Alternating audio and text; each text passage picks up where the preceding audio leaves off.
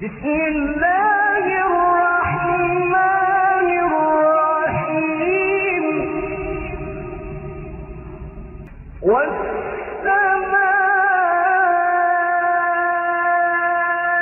ذات البروج واليوم الموعود وشاهد ومشهود قتل أصحاب الأخدود.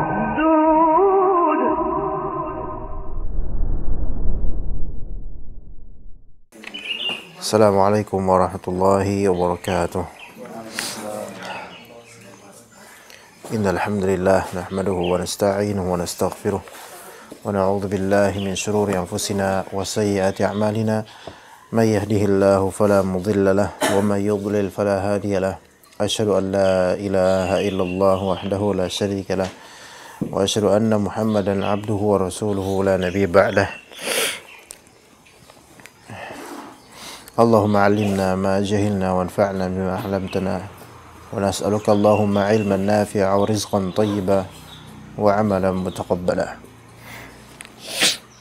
أعوذ بالله من الشيطان الرجيم.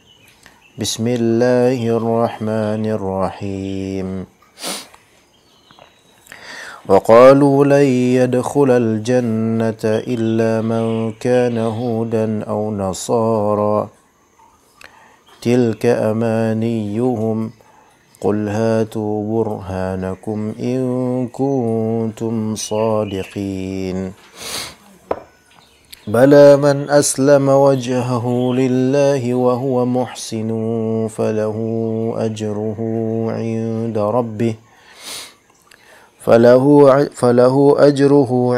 ربه ولا خوف عليهم ولا هم يحزنون. وقالت اليهود ليست النصارى على شيء وقالت النصارى ليست اليهود على شيء وهم يتلون الكتاب كذلك قال الذين لا يعلمون مثل قولهم فالله يحكم بينهم يوم القيامة فيما كانوا فيه يختلفون. ومن أظلم ممن منع مساجد الله أن يذكر فيها اسمه وسعى في خرابها أولئك ما كان لهم أن يدخلوها إلا خائفين لهم في الدنيا خزي ولهم في الآخرة عذاب عظيم. ولله المشرق والمغرب فأينما تولوا فثم وجه الله إن الله واسع عليم. Allah Subhanahu wa taala berfirman wa qalu la yadkhulul jannata illa man kana hudan aw nasara. Wa qalu yaitu orang-orang Yahudi dan Nasara. Orang-orang Yahudi dan Nasara mereka mengatakan la yadkhulul jannah illa man kana hudan aw nasara. Tidak akan masuk surga melainkan orang-orang yang Yahudi. Hud di sini jamak dari haid. Hud jam'u haidin. Jamak dari haid. Aw nasara ataupun Nasara. Jadi baik Yahudi maupun Nasara mereka mengklaim tidak akan masuk surga melainkan golongan mereka. Waalaikumsalam. Waalaikumsalam. Kenapa ditutup? Hah? Biar apa? Ya, enggak. Maka berkata al-muallif rahimahullah, qala dzalika yahudul madinati wa nasara najran لما تناظروا بين يدي النبي صلى الله عليه وسلم.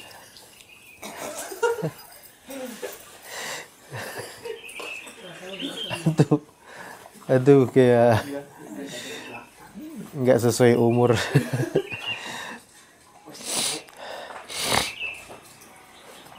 Maka yang berkata hal itu adalah Yahudi dari Madinah dan orang-orang Nasara penduduk Najran.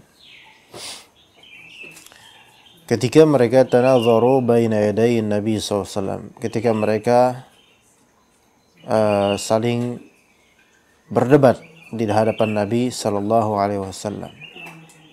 Jadi yatanadharu itu ada maknanya saling munadharah, saling diskusi, saling berdebat. Ya, bisa juga maknanya yatanadharu artinya saling melihat. Seperti ketika dibangun shaf di salat berjamaah, imam bisa mengatakan tanadharu, yaitu saling melihatlah kalian mata kaki dengan mata kaki, bahu dengan bahu. Ala kulli hal di sini mereka orang Yahudi, qala al-yahud la yadkhulaha illa al-yahud. Orang Yahudi mengklaim bahwa saya tidak akan masuk surga kecuali orang Yahudi.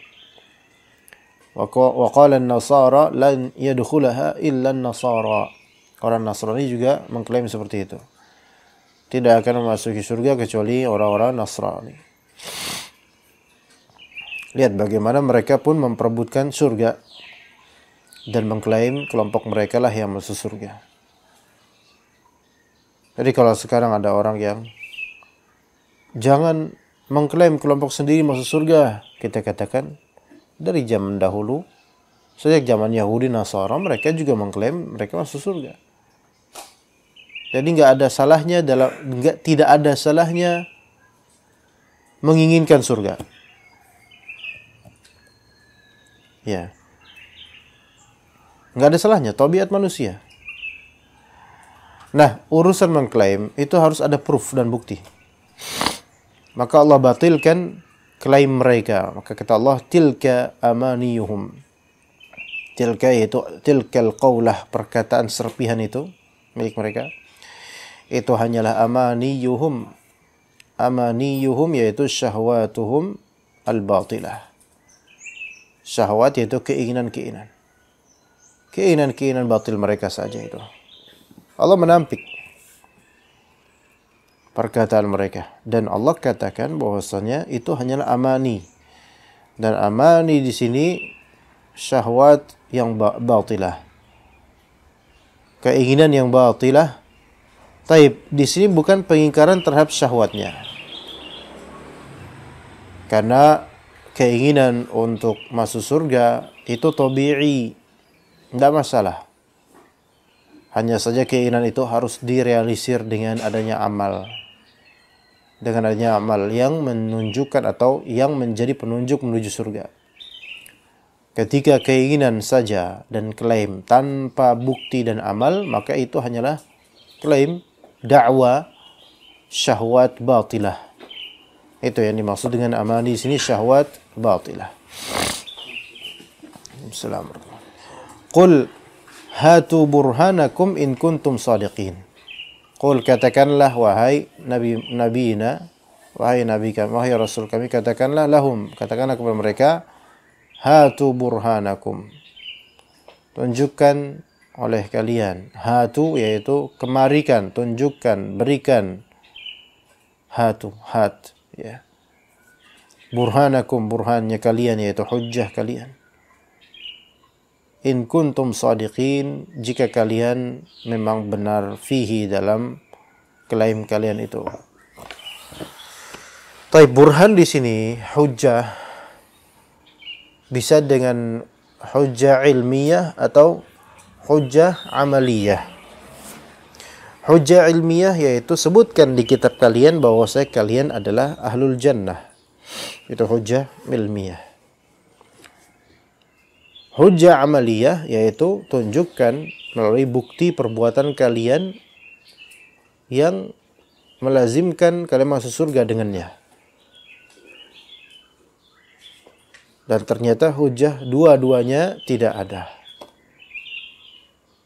Karena hujjah ilmiah di kitab mereka pun, kalau masuk surga di antara keharusannya adalah mengimani seluruh nabi dan rasul. dan ternyata tidak terbukti itu. Maksudnya hujah ilmiah dalam kitab mereka seperti itu. Tapi kan kenyataannya mereka tidak mengamalkannya. Sehingga ketika seseorang melakukan hujah ilmiah dan tanpa mereka tidak mengamalkan apa yang mereka jadikan sebagai hujah ilmiah, itu dianggap batil oleh munazir, oleh orang yang mukhatabnya, oleh orang yang sedang berbicara dengannya. Ya enggak? Misalnya Musailamah al-Kadzab menyebut bahwasanya Rasulullah SAW melarang kita untuk berdusta. Antum percaya enggak dengan Musailamah? Lah Musailamah aja al-Kadzab. Kalau dia melakukan hujjah ilmiah akan haramnya dusta. Lah antum sendiri secara amaliyah membatilkan keilmuan antum sendiri gitu loh. Jadi hujjah ilmiah itu juga memerlukan hujjah amaliyah. Maka barang siapa yang amalnya melisihi ilmunya, maka orang tidak menerima ilmunya. Begitu.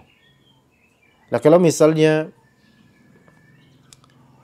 ustadznya bilang kita harus berkorban untuk orang-orang fuqara, masakin, banyak-banyak sedekah, Pak, biar tertolak balaknya misalnya. Tapi ustadznya ini paling afritnya manusia di kampungnya. Orang-orang gak bakal percaya lah, lu sendiri kayak gitu. Ya begitu. Padahal hujah ilmiah ini ada, eksis secara zat, tetapi karena hujah amaliyahnya tidak kuat, maka ilmiahnya tidak dianggap kuat. Nah begitulah orang Yahudi. Kalau misalnya mereka mengklaim, atau orang Nasara juga di kitab mereka, orang Yahudi di kitab mereka diwajibkan untuk beriman kepada Nabi terakhir, yaitu Muhammad namanya. Di kalangan Nasara juga ada di kitab Injil mereka disebutkan namanya Ahmad. Dan itu seruan Nabi Isa alaihissalam. Tetapi, dan itu diantara kunci masuk surga untuk ikut dengan Nabi terakhir, itu kunci masuk surga. Ya, kalaupun mereka mengatakan bahwa kami adalah ahlul jannah kelak karena kami berpegang pada Taurat ataupun Injil, maka coba buka Taurat dan Injil dan buktikan bahwa kalian mengamalkan ilmu yang ada di Taurat dan Injil. Ternyata sebaliknya, kalian justru menyelisihi dan bertentangan dengannya. Maka hujah ilmiah di sini batil. Tapi kemudian kata Allah Ta'ala, Bala man aslama wajhahu lillah wa huwa muhsin falahu ajruhu 'inda rabbih wa la khaufun 'alaihim wa la hum yahzanun. Bala, ya melainkan, nah di sini Allah Subhanahu wa taala membalikkan konsentrasi dari klaim Yahudi dan Nasara. Dikonsentrasikan ke orang-orang yang berkarakter berikut. Bala, melainkan yadkhulul jannata ghairuhum, yang masuk surga itu malah selain dari mereka. Ghairu al-Yahudi wa Nasara. Man aslama wajhahu lillah. Kalau diartikan secara harfiah, Pak, yang menyerahkan wajahnya kepada Allah. Atau yang menyerahkan hadapannya kepada Allah. Kalau wajah di sini maknai jihah ya. Ai inqada li amrih. yakni inqada li amrih, tunduk pada perintahnya. Jadi aslama wajhahu lillah makna inqada nafsahu li amrillah. Jadi Islam itu memang makna istislam, yaitu menyerah. Dan di antara bukti penyerahan diri kepada Allah, inqiyad, tunduk, taat. Wa khussal wajhu li'annahu asyraful a'dha'i fa ghairuhu awla. Dikhususkan wajah karena wajah adalah paling apa? Paling mulianya anggota tubuh. Dan selain wajah itu aula, itu lebih utama lagi, maksudnya lebih utama untuk ikut dengan dirinya ini, karena wajah ini disebut asyraful a'dha, maka sisanya tawabi'.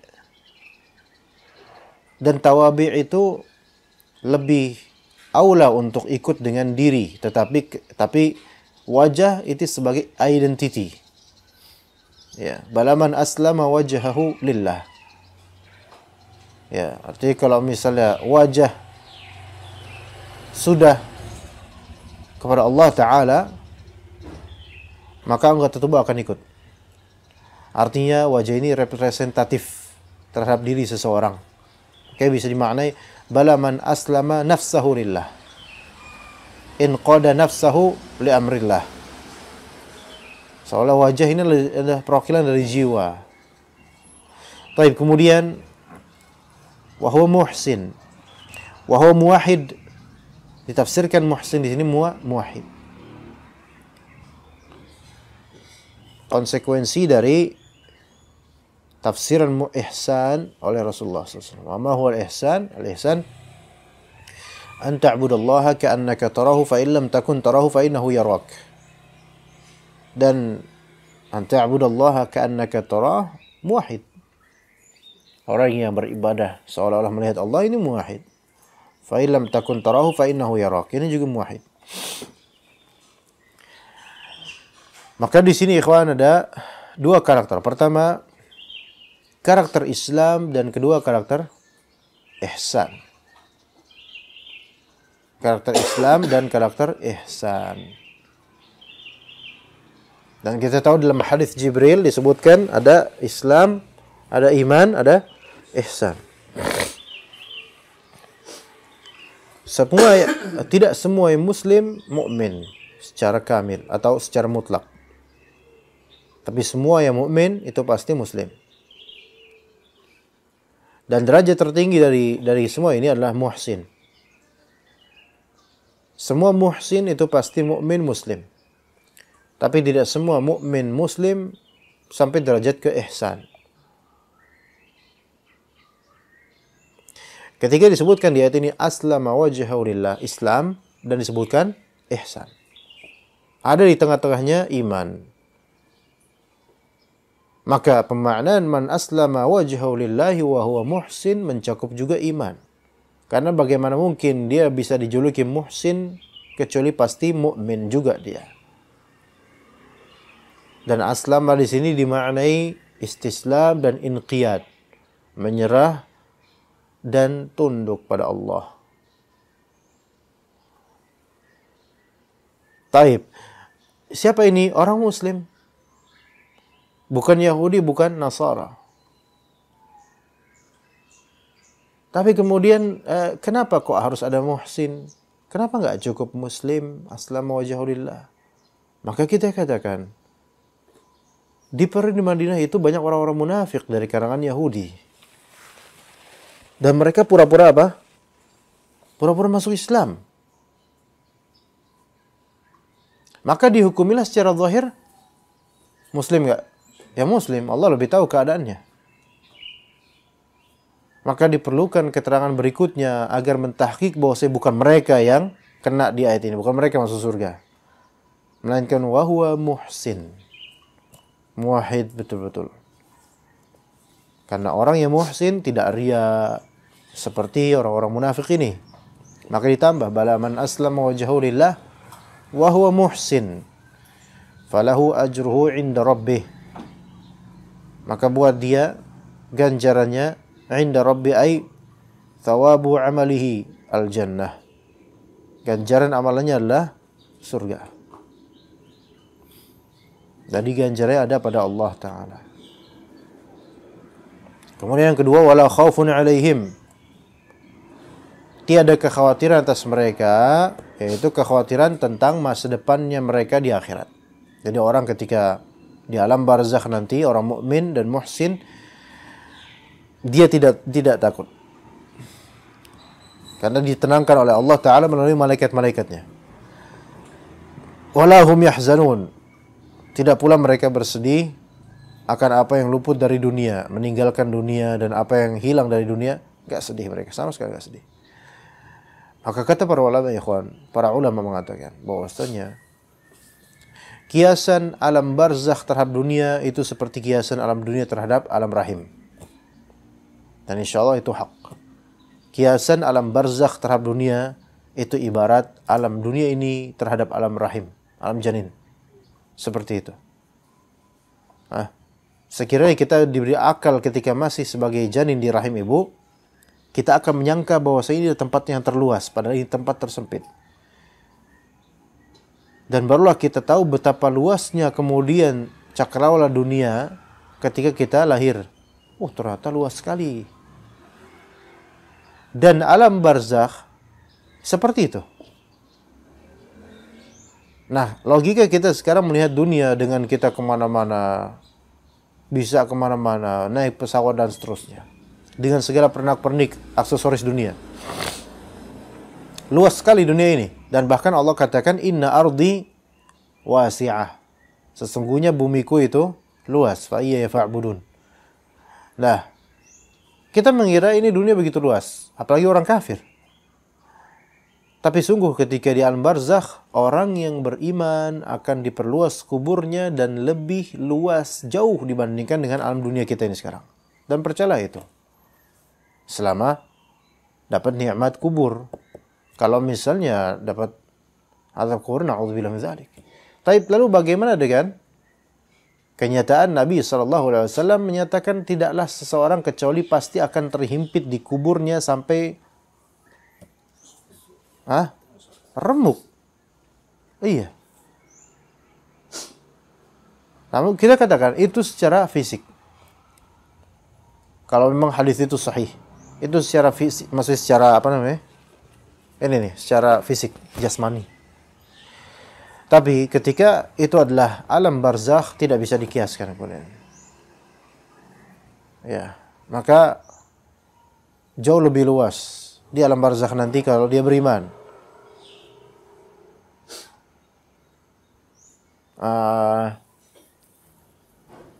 Bagaimana dengan akhirat?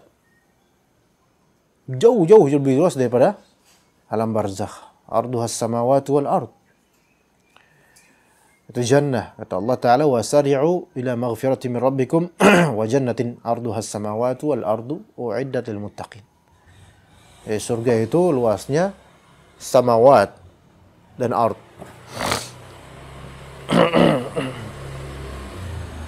Iya. Makanya Syekh masyhur bin Hasan Al-Salman dalam kitab Al-Qaulul Mubin, beliau menyebutkan di antara kesalahan mindset sebagian dari kita dari segi qaul perkataan, di antara kesalahannya adalah mengatakan al-qabru dayyiqun. Kuburan itu sempit. Atau dalam masa takhwif, memberikan tahzir dan takhwif, peringatan dan supaya orang mungkin takut akan azab Allah, mengatakan bahwa kuburan itu sempit. Kalau dari segi alam dunia betul kuburan itu sempit, sahih. Dan itu yang dimaksud mungkin dalam beberapa hadis. Tetapi tidak bisa kita katakan qabrul mu'min dayyiq. Ya. Kuburnya mukmin itu wasi', luas. Dari alam barzakhnya, segi alam barzakh. Dan jauh lebih luas daripada dunia kita. Ya begitu, wallahu alam, itu yang sahih. Adapun qabrul kafir dayyiq secara alam dunia dan lebih dayyiq dari segi alam barzakh biiznillah taala. Begitu. Kemudian kata Allah Subhanahu wa taala, wa qalatil yahudu laysatin nasara ala syai' mu'taddin bih wa kafarat bi Isa. Berkata orang Yahudi, orang Nasara itu bukan apa-apa. Enggak masuk surga, dia tidak di atas kebenaran. Laysatin nasara ala syai', tidak di atas apapun, enggak punya kebenaran. Mu'taddin bih. Mu'taddin bih yaitu orang Yahudi mengatakan hal tersebut sebagai bentuk i'tida, perlawanan dan permusuhan terhadap orang-orang Nasara dengan perkataan tersebut. Mu'taddin bi dzalikal qaul wa kafarat bi Isa. Dan di sini kafarat bi Isa, yaitu kufur terhadap Isa alaihissalam. Bisa juga mu'taddin bihi, di sini sifat untuk syai'. Ya. Mu'taddin bihi sifat untuk syai', bukan hal untuk al-yahud. Wa qalatil yahud laysat an-nasara ala syai'in mu'taddin bih. Yaitu orang Yahudi mengatakan bahwa orang Nasara tidak berada di atas sesuatu yang bisa diperhitungkan dengannya. Apa maknanya? Enggak ada modal kebenaran, maksudnya modal kebenaran untuk selamat. Wa kafarat bi Isa, dan orang Yahudi ini kufur terhadap Nabi Isa. Di antara bentuk kufurnya apa? Mereka menjadikan Nabi Isa buronan, dikejar-kejar sampai manapun. Dan mereka mengklaim mereka telah membunuh Nabi Isa. Sampai sekarang orang Yahudi mempercayai nenek moyang mereka telah membunuh Nabi Isa sampai sekarang. Wa qalatin nasara laysatil yahudu ala syai'. Nah, orang Nasrani juga gitu. Mengatakan bahwa orang Yahudi tidak di atas sesuatu pondasi atau dasar yang bisa diperhitungkan. Wa kafarat bi Musa, orang Nasara juga mereka kufur terhadap Nabi Musa. Wa hum, yaitu al-fariqan, dua golongan ini Yahudi dan Nasara, yatluna al-kitab. Mereka sama-sama membaca kitab. Yaitu kitab samawi, al-munazzala alaihim. Kitab yang diturunkan atas mereka. Ajaib. Wa fi kitabil Yahudi tasdiqu Isa. Dalam kitab orang Yahudi ada pembenaran terhadap Nabi Isa. Dalam kitab Nasara ada tasdiqu Musa. Dan mereka ini orang-orang yang educated dari segi keberadaan Alkitab dan juga kemampuan untuk membaca. Mereka juga punya ta'lim dan mereka punya al-ahbar dan rohbaniyun. Artinya mereka ini bukan orang yang nggak bisa baca, nggak bisa nulis. Enggak, mereka tahu. Maka Allah Ta'ala singgung ini. Wahum yatlunal kitab. Allah singgung mereka tuh punya kitab dan mereka baca. Lihat, punya dan baca. Gimana nggak lengkap tuh? Hah?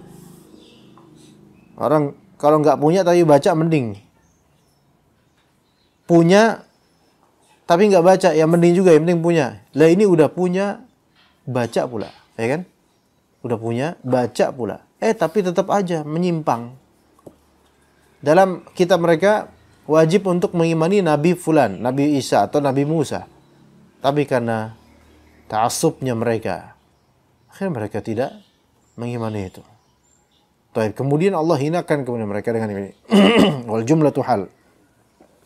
Kadzalika kama qala haula qala alladziina la ya'lamuuna mithla qaulihim. Begitu pula sebagaimana yang dikatakan mereka. Alladziina ya'lamun al-musyrikuuna min al-'arab wa ghairuhum. Orang-orang musyrik dari kalangan Arab itu juga mengatakan yang serupa, mithla qaulihim. Orang-orang musyrik itu disifati la ya'lamun, tidak punya ilmu. Perkataannya sama. Orang musyrik nggak punya ilmu, nggak bisa baca, nggak bisa nulis, nggak punya kitab, nggak bisa baca kitab. Tapi perkataannya sama seperti orang Yahudi Nasara, yaitu kalian lastum ala syai', nggak berada di atas pondasi agama yang benar. Jadi masing-masing saling mengklaim dan menyerang satu sama lain. Ini penghinaannya di mana, ikhwan? Penghinaannya gini loh. Kalau antum punya kitab, bisa baca kitab, dan antum baca kitab. Tapi celotehan antum sama kayak celotehan orang yang nggak bisa baca kitab, nggak bisa nyimak kitab, nggak ngerti bahasa Arab. Gimana? Itu penurunan derajat nggak? Kalau kita bilang pedang katana ya, samurai itu lebih tajam daripada pisau dapur. Benar nggak? Benar nggak, Ikhwan? Benar nggak? Menurut antum benar? Benar, Putra? Beneran? Nah ini bahlul lagi ini kan. Bukan kayaknya gitu. Nggak tahu. Terserah antum dah. Pedang samurai lebih tajam daripada pisau dapur. Ini bukan terserah. Bukan nggak tahu. Antum masa nggak tahu? Udah sok tahu aja lah, nggak apa-apa. Itu benar. Tetapi ketika antum membandingkan pedang samurai dengan pisau dapur, ini mengejek pedang samurai. Bukan gitu kan, Aluyan? Iya. Ya Pak Neman ya? Iya. Kalau misalnya Ikin nanya ke Pak Wihadil, Pak, Ustadz Hasan sama Pak Neman pinteran mana? Antum ngehina anak.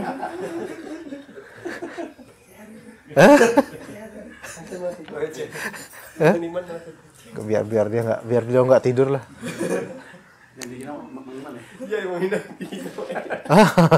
Antum. Gimana? Lah itu. Padahal itu nggak dimaksudkan persamaan loh. Semua sepakat bahwa pedang samurai lebih tajam. Nah, bagaimana kalau misalnya disamakan pedang samurai sama pisau dapur sama-sama pisau? Nah, ini ngejek pedang samurai betul-betul. Nah, orang Yahudi dan Nasara punya kitab, bisa baca, dan mereka baca. Disamakan sama Allah dengan orang-orang musyrikin ahli Arab yang tidak bisa baca, nggak ngerti kitab, nggak ngerti agama juga musyrik dan seterusnya. Sama. Ini penghinaan. Iya. Maka dengan perselisihan orang-orang jahil ini, fallahu yahkumu bainahum yaumal qiyamati fi ma kanu fihi yakhtalifun. Maka Allah Ta'ala akan berhukum di antara mereka nanti. Memberi vonis di antara mereka pada hari kiamat sesuai dengan apa yang mereka perselisihkan min amrid din. Fayadkhulul muhiqqa al-jannata wal mubtila an-nara. Maka orang yang benar akan masuk surga dan orang yang batil akan masuk neraka. Siapa di antara mereka yang benar dan siapa yang batil? Dari 3 golongan ini, ikhwan. Tidak ada yang benar. Semuanya batil. Ibarat Yahudi, Nasara atau musyrikun dan selainnya. Qala Allah Ta'ala, "Wa man azlamu mimman mana'a masajidallahi ay yudhkara fiha ismuhu wa sa'a fi kharabiha." Wa man azlamu ay la ahada azlamu. Yaitu tidak ada orang yang lebih zalim dibandingkan mimman mana'a masajidallahi ay yudhkara fiha ismuhu bis salati wat tasbih. Tidak ada yang lebih zalim dibandingkan orang yang mencegah masjid-masjid Allah untuk disebutkan di dalamnya nama-namanya, yaitu dengan salat dan tasbih, zikir dan majlis ilmu. Wasa'a fi kharabiha, dan melakukan hal apa? Yaitu menghancurkannya, baik menghancurkan secara hissi atau menghancurkan secara ma'nawi. Menghancurkan secara hissi atau materi bil hadm, dengan menghancurkan fisiknya. Awit ta'til, menghancurkan secara ma'nawi, seperti memberhentikan orang-orang dari salat di dalamnya atau tasbih di dalamnya, atau hal-hal yang memakmurkan masjid tersebut, dilarang tanpa alasan syar'i, tanpa qaidah syar'iyah. Maka dikatakan di sini oleh al-mu'allif rahimahullah, nazalat ikhbaran 'anir rumil ladzina kharabu baital maqdis. Ayat ini imma turun di tentang pengkabaran tentang kaum Rum, kalangan Romawi, yang mereka menghancurkan Baitul Maqdis. Au fil musyrikin, atau turun tentang kalangan orang-orang musyrikin, lamma saddu an-nabiy sallallahu alaihi wasallam amal Hudaybiyah 'anil bait. Ketika mereka menghalang-halangi Nabi SAW pada tahun Hudaybiyah dari Al-Ka'bah, dari Masjidil Haram. Al-muhim di sini keduanya dimaksudkan darinya apa? Menghancurkan secara fisik, yaitu orang-orang Romawi, atau menghancurkan dari segi ma'nawi, yaitu orang-orang musyrikin. Adapun kalau mencegah, seperti yang sudah pada waktu lalu, mencegah dari datang ke masjid, pemerintah menutup masjid dan seterusnya, maka itu dengan kaidah syar'iyyah. Ya, walaupun kita nggak setuju, tapi itu dengan kaidah syar'i ada maslahat di balik itu. Semoga tidak terjadi lagi insyaallah. Ulaika ma kana lahum ay yadkhuluha illa khaifin. Mereka tidaklah mereka masuk ke dalamnya kecuali seharusnya dalam keadaan khaifin. Ini kalimat khabar bima'na al-amr, ay akhifuhum bil jihad fala yadkhulaha ahadun amina. Jadi di sini orang-orang yang berbuat zalim dengan mencegah orang-orang dari ke masjid atau semisalnya, yaitu buatlah mereka takut, akhifuhum bil jihad. Buat mereka ketakutan dengan jihad sehingga mereka tidaklah masuk ke dalamnya melainkan dalam keadaan ketakutan karena jihad. Mereka menyerah. Bolehkah orang-orang kafir masuk ke masjid dalam keadaan darurat? Boleh. Misal ada banjir, kemudian mereka numpang di masjid. Atau ada peperangan dan mereka numpang di masjid. Ya, itu boleh kalau dalam keadaan darurat. Dan dalam keadaan seperti itu, mereka pasti masuk ke dalam masjid dalam keadaan ketakutan. Lakukanlah hal seperti itu kalau misalnya. Kalau misalnya memang pantas, lakukan hal seperti itu. Lahum fid dunya khiz. Hawanun bil qatli was sabi wal jizyah. Untuk mereka, orang-orang musyrik, kafir, mereka di dunia akan mendapatkan khiz, yaitu khizyun, kehinaan. Khizy itu kehinaan. Bil qatl, dengan dibunuhnya mereka, itu penghinaan buat mereka. Karena orang kafir ketika terbunuh maka mereka terhina. Pasti, karena tidak ada orang kafir husnul khotimah. Ada nggak orang kafir husnul khotimah, kawan? Nggak ada. Langsung ke neraka insyaallah. Wasabi, dan juga tawanan. Orang kafir ketika menjadi tawanan hina dia. Wal jizyah, dan bayar upeti itu juga sebenarnya penghinaan sebenarnya menghinakan mereka karena mereka harus bayar upeti. Jizyah ini kafir zimmi. Yang bayar jizyah namanya kafir zimmi. Ada kafir muahid, ada kafir musta'min, ada kafir zimmi, ada kafir harbi. Ya. Adapun yang bayar jizyah itu kafir zimmi. Kalau yang sini kafir apa? Kafir ghairu wadih kalau sini. Enggak jelas. Kafirun ghairu jalis kalau yang sini. Enggak jelas. Dibilang muahid juga enggak. Karena tidak ada perjanjian negara dengan orang-orang kafir ini, enggak. Dibilang musta'min tidak, karena tidak mencari aman dari negeri lain ke sini, enggak. Dibilang zimmi, mereka enggak bayar upeti. Kau bilang kami bayar buat satpam dan sampah. Lah, saya juga bayar muslim. Nah, ini bukan jizyah namanya. Ini iuran warga. Beda kalau jizyah itu hanya dari orang kafir ke Darul Islam untuk jaminan mereka boleh tinggal di negeri Islam dan dijamin keamanannya. Dan itu khusus untuk orang kafir. Orang muslim nggak bayar, harusnya gitu. Nah sekarang kalau di Indonesia kayak gitu gimana ya? Bayar sampah khusus yang bayar orang-orang kafir saja. Partai banteng main langsung. Iya. Selama ada orang kafir terzalimi, banteng main. Kemudian ikhwan, di sini kata Allah Subhanahu wa taala, "Walahum fil akhirati azabun azim." Dan mereka mendapatkan azabun azim, yaitu neraka fil akhirah. Ya. Kata Allah taala, "Walillahil masyriq wal maghrib." Fa'inama tuwallu fathamma wajhullah innallaha wasi'un alim.